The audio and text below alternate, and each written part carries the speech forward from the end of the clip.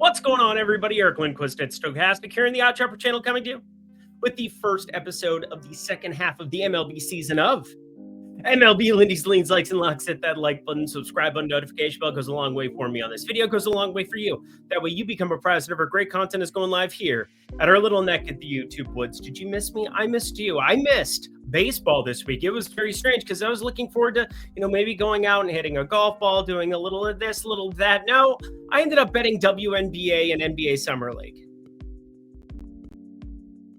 I bet you did too. Anyway, there's like nothing to bet on Thursday. I looked at Mexican soccer. I looked at, I almost bet like what? It's like England and Sweden women semifinals of something. I mean, it got really disturbing. But you know what? We got MLB coming back in full force, 15 games here on Friday. I've got 5 plays for you. I've already got 7 plays in the premium Discord. That is wild times because there's 2 plays.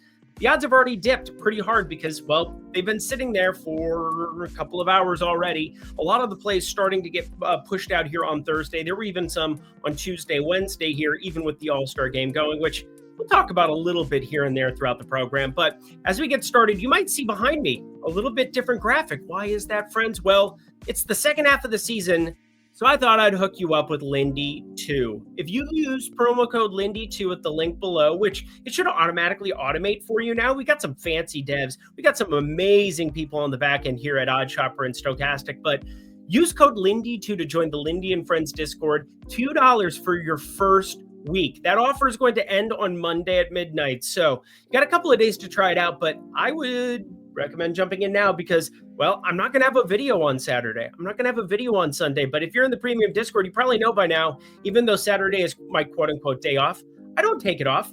I bet the entire time. So I'm just posting everything that I'm betting throughout Saturday. That's what I would do if I didn't have this job, but I've had this job now for 5 years. There's a reason for it. I very much enjoy it. But without further ado, friends, we are post All-Star break. Let's get to the leans. Woo-wee. Let's figure out how to do that. Looks about right. Like that. MLB is back. Let's do that. Let's begin our boarding walk, shall we? We got Lenyn Sosa 2+ bases. I do have a bases prop that is going to be the very last one here on the video that is a like, but Lenyn Sosa, I never know what the White Sox lineup card's going to come out as, and one of the things you've probably noticed in the premium Discord on this video, paying attention to it for the last however many years, lineup order matters because more at-bats means more opportunity to cover your number. The difference between batting second and batting fourth, the difference between batting fourth and batting seventh, it cannot be understated. And one thing the White Sox are probably looking to do is unload a bunch of these pieces. 2 weeks from now, we got the trade deadline. It's a long time. That is a long damn time still until then, but you want to be a little cautious. And we've seen Luis Robert, even though he's had a down year, he would normally, if you're trying to win games, have him bat second, third, because he's that quality of a player, but move to like the 5 hole, to the 6 hole, to the 7 hole at times. I mean, it's just been absurd the way that they're trying to limit it. But Lenyn Sosa is going to be there. He hits the ball pretty hard. 274 expected batting average is really, really nifty. I look at his 2 hits props a lot. I haven't played any yet this year, but it's always one that's popping for me.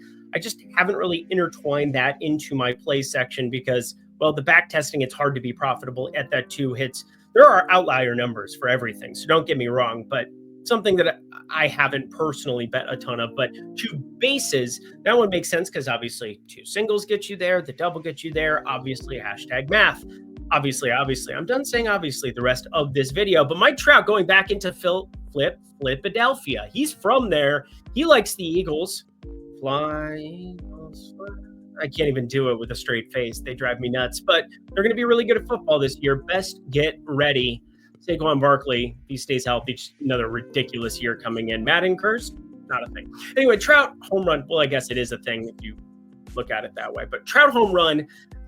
Jesus Luzardo, I don't know when he's tipping his pitches, when he's not tipping his pitches. Maybe he's just one of those guys who sometimes maybe good, sometimes maybe shit. And that wouldn't surprise me, but he's been mostly good this year, which kind of keeps me away, considering we're seeing some short numbers on Mike Trout here lately. And yeah, he's popping for me to actually do it, but doesn't mean that it's positive EV.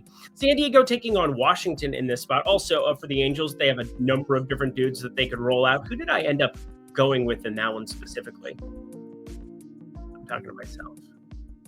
Mr. Anderson. We'll see. I don't know who they end up rolling out here. It's going to very much dictate what I do in this game, that's for sure. But over 8.5 for San Diego, Washington, I know who's going to be pitching in this one. Dylan Cease, and more than likely, Jake Irvin. Now, if Jake Irvin gets the bump here for the Nationals, this probably becomes a bet. I'm not guaranteeing it, but it probably does. And Dylan Cease gives up that fly ball contact, 16.3 degree launch angle. We're talking 36.6% ground ball percentage, which is weak, and an offensive park. But 8.5, again, I want to get confirmation that it's Jake Irvin because I don't want to get burned. Mackenzie Gore pitched on Tuesday. Pay attention to stuff like that. Nick Lodolo, over 5.5 strikeouts. I'm also paying attention to this. Did you know every bullpen is rested? Swear to God, if I see anything on X about bullpens, everybody's perfectly available. You're going to get the tippy top range, and it's probably the one thing that keeps me away from the 8.5 up here as well, because San Diego, confirmed, have a bullpen. If Dylan Cease runs into trouble, they'll just utilize it here over the weekend. But Nick Lodolo, over 5.5 strikeouts is plus money right now. I'm very tempted for Odo Baggins against the New York Mets, but the Mets, one of the teams that, probably welcomed having a little bit of an all-star break to hit the reset button. Pete Alonso got screwed out of an MVP, that's for sure, even though Kyle Schwarber, that was so fun. I enjoyed it. I wonder what you guys think. Let me know in the comment section below. I thought home run derbies need to be like a mainstay. I'm a big fan. But Nick Lodolo, over 5.5 strikeouts. I don't think there's enough meat on the bone here considering the Metsies. They're going to have a back half of the lineup that I just really need to see, no matter what it rolls out as. I mean, since they sent, they've had to send a lot of guys back and forth. Luis Angel Acuna. Yeah, that's the one guy. Trying to remember the catcher name off the top of my head, because Luis Torrens is the guy who's in there right now. But yeah, it's been brutality there at the catcher position for the Metsies this year. Whatever, we're going to continue on our merry way. Kansas City taking on Miami. Sandy Alcantara. Some say either way, but Alcantara, I got to let you know, he is not going to be as demanded on the trade block as what I thought he was going to be originally, or I didn't know what the calling price was going to be here and if Miami was willing to give it up. I'm very curious to see what ends up happening, but Miami's been cautious with him, ripped him off after getting to like the 6th inning mark in a couple of these. Feels like they're still trying to unload him. It's just sounds to me like the asking price is a lot lower than they were expecting, but why wouldn't it be? Have you seen his numbers this year? He also has 0 strikeout ability, just throws a flat 98-mile-per-hour fastball, which, by the way, in the year of our Lord 2025, major league hitters can get to. The Yankees taking on Spencer Strider here, and the Yankees and Braves didn't have to go anywhere after the All-Star break. I guess the entire Yankee team had to travel outside of the guys who are already there. Yes, Chisholm, nice home run derby, bro. He's probably going to hit a home run now in this spot, but I'd be okay with that because I do think the over 2.5 is the most appealing play on the board right now. Plus money on that over 2.5. He's looked a lot better to me, but he's still giving up a lot of hard contact. And when it leaves the building here in Atlanta, it's getting to Hotlanta season again, middle July. We had pretty decent weather over the course of the All-Star break, that's for sure. Probably can't complain too much, but it's hot. It's humid. There's no doubt that you're going to see balls flying. 90 degrees projected at first pitch with 60% humidity. That's the lean here for now. We'll see. That one pretty close to getting upgraded as well. Mullins home run, Garcia home run. These are the two I was alluding to. Already been posted, signed, sealed, delivered, I'm yours in the premium Discord, which again, we'll talk about that in a second. But Mullins was plus 800. Garcia was plus 700. And that was just broken pricing at open from ESPN. And they've since dropped inside of plus 650 for both of them across the industry. It's just trying to strike some value, get the iron while it's hot. And also opening numbers, like I was just sitting around. I had nothing else to do on Thursday. Just wait for numbers to drop. Hopefully you guys did something with your lives. But anyway, Mullins, he is definitely a trade consideration as well for the Baltimore Orioles and whomever else is looking for lefty power. It's been a down year by his standards, but I do think the launch angle, 23-degree launch, when you start talking about a fly ball hitter, once he gets it grooved, if you get him in the right situation, Yankee Stadium would be one. You know, you find yourself anywhere short porch to right, even like a Seattle in the bottom right corner, where lefty power plays up a little bit more than righty power. they've been struggling to find guys. Dominic Canzone can smash a baseball, but again, there's a lot of teams that I think could utilize the Cedric Mullins skill set. We'll see if they end up pulling the trigger on a trade there. I would expect them to if anything's available. Ryan O'Hearn also on the block. Speaking of Detroit, probably not the best landing spot for a Cedric Mullins. Taking on Texas, also not a great landing spot for lefty power, even though Corey Seager has defied that. Defying gravity. We got Adolis Garcia right on right. Reese Olson has done really, really well, but negative regression is coming for him. You can't just expect these low power numbers to maintain. He's gotten really lucky. Not like he's some ground ball pitcher either, north of 11-degree average launch angle. So something to pay attention to. Plus Garcia, been batting cleanup here and been more reverse splitsies here. Sub 600 OPS against lefties, over 700 OPS against righties. These are the things you do on a day that some of you had off. I was just looking at baseball numbers. Twins taking on the Rockies, under 10.5. I hate it.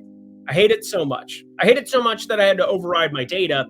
It's Kyle Freeland that we expect on Colorado, and I still give him respect. He's still the guy who has like around that 4x fit, the only serviceable starter for this Colorado Rockies team. But Minnesota, I think Chris Paddock ends up being the guy out there, and you're not that guy, pal. You're not that guy. I hated that my data was saying under 10.5. So you know what I did? I put it in the column. I probably should have just like flipped it to over 10.5 because I just hate backing Chris Paddock. He had one good outing basically in the last month. We just want to crown him. He is who he thought he was. Shout out Denny Green, rip. Houston taking on Seattle. Bullpens. Houston's got one. It's completely rested. And Luis Castillo is who I expect for Seattle, but coming off of just a long break, I think it does everybody a nice little mental reset there. Castillo in his home spot there, taking on a lineup almost all righties outside of Caratini, switch hitter. Trammell, whenever he shows up there, he'll probably be in the lineup. They're batting sticks today, but Walter's been really good so far. Brandon Walter, that is southpaw, one whip basically, 3.98 ERA, and some of the underlying metrics, it's not pretty. He's now given up 6 home runs in his last 4, 8 home runs in his last 6. I mean, the guy's giving up some long balls, but he's just like a solo shot, a singular solo shot. Julio Rodriguez came back to life. He probably didn't like having the All-Star break show up there at that point in time, but I think everybody else really did. All right, y'all. MLB is back. Yes, that's Friday, July 18th. You got until Monday to take advantage of this if you would like. Lindy 2, your first week, instead of being $5, we're like less than half slashing the price, 60% off. Look at that. Math off the top of my head. $2 for your first week to jump into the premium Discord. Would love to see you all there. MLB's back. It's really all there is to it. There's a link, the first link down below. Hit it. Join me. Let's do the damn thing. To the plays we go. Woo, darling. Boston taking on the Cubbies. We're officially back as of right now. Lucas Giolito and Colin Ra. Those are going to be your combo pitchers. And we'll say it's not the best pitching crew out there. Now, there's 6 to 8 miles per hour tops of wind that's going to be coming in from right field. So, yes, it is the most wind-affected field in baseball, but I'm seeing like 4 miles per hour, 5 miles per hour throughout the game, and it's more across the field as the game progresses. Now, this can always change on a dime, especially when you're talking like a slight wind adjustment across could go to out ever so slightly and completely change the park dynamics. Makes me stomach it a lot more knowing that it's Colin Ray, who just can't do anything, up against Lucas Giolito, who's had some strikeout stuff, but a 285 expected batting average, a 16.7-degree launch angle, and even though the strikeout stuff has been up, this is a pretty patient lineup outside of 1 Pete Crow Armstrong and 1 Seiya Suzuki. And Dansby Swanson's been striking out a lot this year as well, even though I expect him to trim down on that a little bit. But overall, it's just a super dangerous Chicago lineup. We know that. In Boston, they're at the height of their powers as they get Bregman back in, Masataka Yoshida back in. These are good things. They are such good things that we're taking the over of 8.5. In fact, it was plus 105 that we were able to snag for the premium Discord. I would be playing this up to minus 110. So minus 105 or better, ideally, is where you want it to be, but break even sitting more around that minus 110 number. Get those rewards points, if you will. Alrighty, San Francisco taking on Toronto. It's kind of funny how I always spend more time on the leans these times. I'll figure something out here. But I mean, it's just that I think it's just clean analysis, and we've got all the graphics because I figured out a nice process during the break. Go me. You don't care? Cool. San Francisco taking on Toronto. It's Chris Bassett with his 180 expected ISO. Oh, 180. Good in darts, not good for an expected ISO against lefties. And there's no doubt whatsoever that on the San Francisco side, they've got a couple of bullpen arms that they can take advantage of. They've got a Verlander who, sometimes maybe good, sometimes maybe shit as well. But getting out of San Francisco is not helpful. It's very decayed up, and it still pisses me off. But doesn't piss me off seeing Mike Yastrzemski at these kind of numbers. We were able to snag plus money on his hits plus run plus RBIs. Now, I go into this market a lot. One, because WRC plus, weighted runs created, I think it's the most best indicator as far as across the board, what you're putting up for a total and how you're landing on these specific teams and seeing the individual hitters. But lineup order, Mike Yastrzemski up there at the leadoff spot. There's still a little bit of power that could exist on the back half there. Luis Matos sitting, I guess he's been batting 6th, 7th, a little bit more here, but even Patrick Bailey there in the 8-hole, 9-hole, or, Jung-Hoo Lee, a couple of these individuals that, can rotate around. It's not great to see Casey Schmidt down there at times, but anyway, my whole point, Andrew Nizer Sose. I think Yastrzemski is going to get at least 4 at-bats here in this spot against a guy who struggles against lefties, and we got plus money on this. It just doesn't make any sense to me. Mike Yastrzemski over 1.5 hits plus runs plus RBIs. Anything up to minus 120, minus 115 would be a play for me. So should be one that's available to everybody at open. So take advantage of it now before it gets pushed up by people like me. The A's taking on Cleveland, and this one is absurd. JP Sears is not good. Slade Ciccone is not good. And these are your first 2 pitchers that we've got coming out of the break. What are we even doing here? What are we actually doing here with our lives? But I'm all right with it to some extent. Now, JP Sears is a lefty. That's kind of helpful because righty power, there's that huge wall up in left and progressive. And, unless it's like the Cubs World Series game where saw some launching pads way up there. Then last year, John Kenzie Noel, the first Noel. Now it's Jonathan Rodriguez up there. You won't see Kyle Manzardo in this lineup more than likely left on left. And then you'll see a pinch hit for David Fry, who big pull hitter, big fan of the pulls. Should play for Houston instead. We saw that. But Slade Ciccone is awful. 48.7% hard hit, 16-degree launch angle, 12.2% barrel percentage, and the slider's not sliding. It's a problem. If you are not getting swing and miss here against Brent Rooker confirmed good at baseball. And inside of minus 110 is where we were able to snag Brent Rooker already. So these are plays, again, lots of plays already in. It's nice to be in the premium Discord kicking it. To take a seatbelt fast. And we don't have time for that. We have time for, I flip-flopped them. I almost had a perfect situation of graphics. Whatever. It's St. Louis at Arizona. Sue me. St. Louis at Arizona. That's correct. That is not. That is correct. That is... Fuck. St. Louis Cardinals are rolling out Matthew Liberatore. That is not ideal. Actually, no. They switched it to Andre Pallante. That's even better. Okay. These are good things. Andre Pallante, yeah. Big fan of this. Oh, yeah. That's already posted. Andre Pallante. There we go. Had to double check. 4-seamer, slider, sinker, knuckle curve.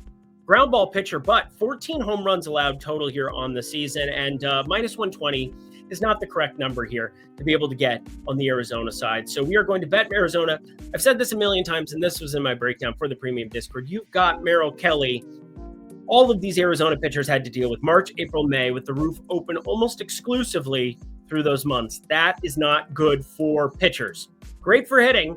Awesome for the numbers for everybody else in that lineup. But for pitchers, I'm expecting a much better second half of the season at home with the roof closed until what? Probably September until we start seeing the roof even entertained to be open again. So Arizona money line, I like it. Much better situation there. Yeah, not taking on Liberatore because I actually like him. Andre Pallante is the guy on the mound. All right, one more game. There's no line available for it here yet. And a couple of reasons why. One, it just got done with the legacy Clayton Kershaw thing and whatever, but Both of these teams, they have not announced their starting pitcher. They are both teams that had bullpen arms or had individual arms. I mean, Mizrowski ends up in it, and whether or not he should have been in an all-star game, he's got some of the best stuff in baseball already, so I get it. But I'm expecting Tyler Glasnow out for the Dodgers, and I'm expecting Jose Quintana. Now, you have to listen to this breakdown because it comes down to being able to understand there can be a change in the pitchers in this spot. But wanted to get you a fifth play here on the card, especially coming back from the break. Didn't want to cut you short. So I think there's one player in particular, like the Dodgers, struggled big time. Probably really enjoyed a break. Shohei Ohtani probably enjoyed a break. But Will Smith, 323 average, 966 OPS. He had himself a very good first half of the season. And you look at some of these numbers that have dipped on the Dodgers in recent spots. I'm just going to throw it out there. I mean, they just got done facing Milwaukee in Milwaukee, but Will Smith, yeah, he had a bad week, but I don't really care. Anytime he's going to face a lefty and I'm going to be getting any kind of decent bettable numbers, I'm going to be looking at his home runs. I'm going to be looking at his 2+ bases, especially if it's inside of -130. Again, it's definitely going to be in the bases department. I'm going to look at the hits plus runs plus RBIs, but I think this is the big thing. Jose Quintana, if it ends up being him, 336 xWOBA, 265 expected batting average, but only a 15.8% K rate. The one thing that was a little bit problematic at times for Will Smith is he was getting struck out by some lefties. Not really the case anymore. 18.3% K rate. I just love taking advantage of this. Been batting third routinely. You get sandwiched between Freeman, Teoscar Hernandez, Shohei Ohtani. I mean, we were talking Andy Pajes, who had an unbelievable first half of the season. The Dodgers are still really good. And yes, Yelich comes back to LA, Thousand Oaks boy. It'll be fun to be able to see if there's any bettable numbers on him against Glasnow. But Will Smith, based on his last 10 data and looking at this series that just happened against Milwaukee, I expect 2+ bases, maybe a home run, but 2+ bases for sure to be on the card for tomorrow. All right, as we get out of here, friends, MLB is back, obviously, and join the Lindy and Friends Discord. $2 to do so for your first week. So instead of the $5, we have tipped it down to $2 to come kick it. Offer's going to end on Monday. Want to run this throughout the entire weekend, give you an opportunity to sign up. And yeah, I'll talk about it a little bit on Sunday night as well, but jump on in now. The water is warm, my friends. Hey, and that does it for another edition of MLB Lindy's Leans, Likes, and Locks. Head to the comment section below. Let me know how pissed you are that I won't be here for the weekend on Saturday and Sunday doing a video because, well, sure, I just had the break, the all-star break, where I still worked every day. So Monday I kind of had off. Bet some WNBA, though. 4-1. WNBA sharp.